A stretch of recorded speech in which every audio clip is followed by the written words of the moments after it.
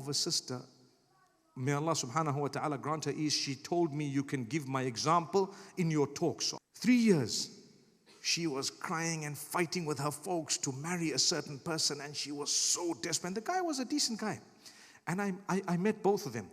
And ultimately they said, our parents are really, really lovely people, but this particular matter, something went wrong. They're not seeing eye to eye. And I told her, I said, you know what? I don't believe you should just hurt your parents when they're lovely people.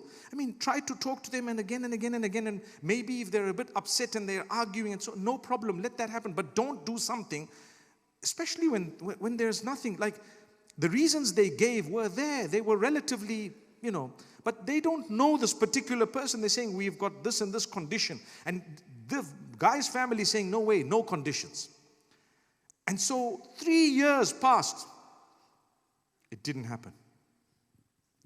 Until I told his sister, I said, you know what, set yourself a deadline, December. It doesn't happen by this date, just move on. How can I move on? I've invested so many emotions and so on.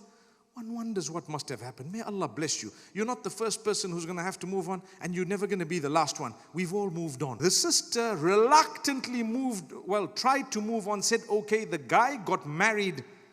A little while later, 3 months in, he was murdered, right?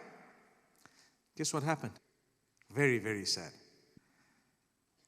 The in-laws decided they want to file a case against the wife that she was involved in all of this. She lost a spouse whom she loved so much, and she also was accused of something she didn't do. Can you imagine how broken she was?